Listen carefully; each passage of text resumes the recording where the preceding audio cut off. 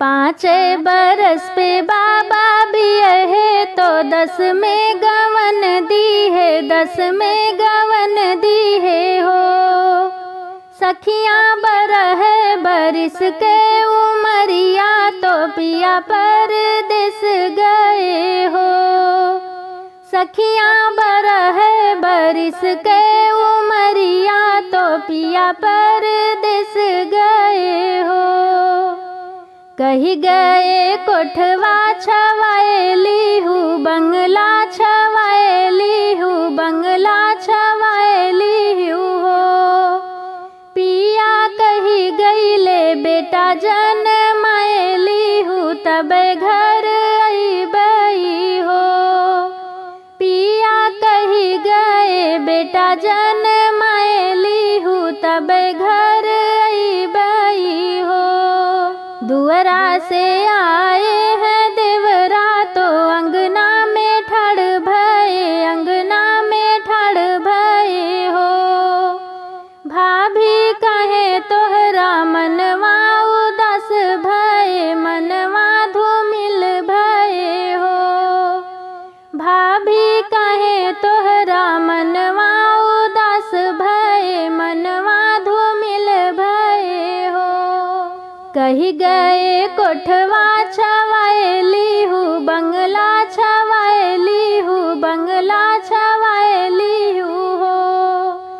पिया कही गईले बेटा जनमाएली हूँ, तबे घर अइबई हो। पिया कही गए बेटा जनमाएली हूँ, तबे घर अइबई हो। छोड़हु ना भाभी पियरिया तो पहिनौ लुगरिया, तो पहिनौ लुगरिया हो। भाभी धरत्यू जोगिनिया के भेष तो भैया लगे जाती हो।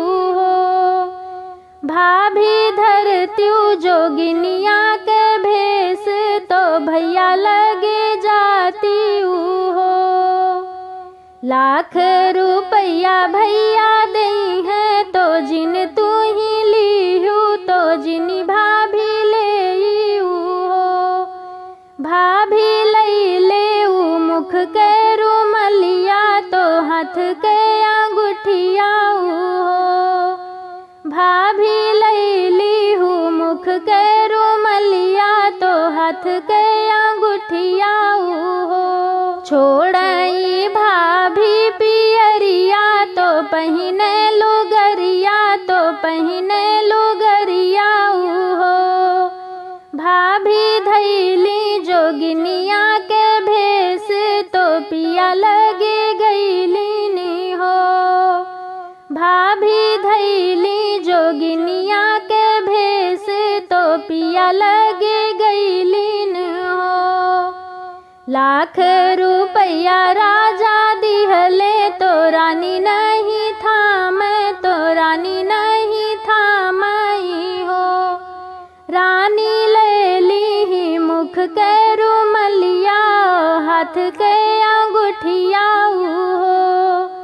रानी ले ली मुख के रुमलिया, हाथ के अंगूठिया हो। बरह बरिस पिया आए अंगनवा में ठाड़ भये, अंगनवा में ठाड़ भये हो। रानी के कर जनमल हो रिलवा तो गोदिया में खेले, अंगन तोहरे खेलई हो।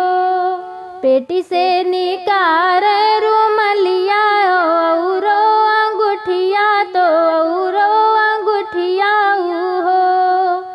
राजा चिन्ही ले त्यापन रुमलिया तो आपन अंगूठिया हो। राजा चिन्ही ले त्यापन रुमलिया तो आपन अंगूठिया हो।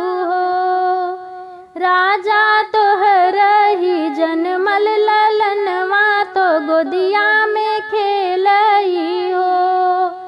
राजा तोहरही जनमल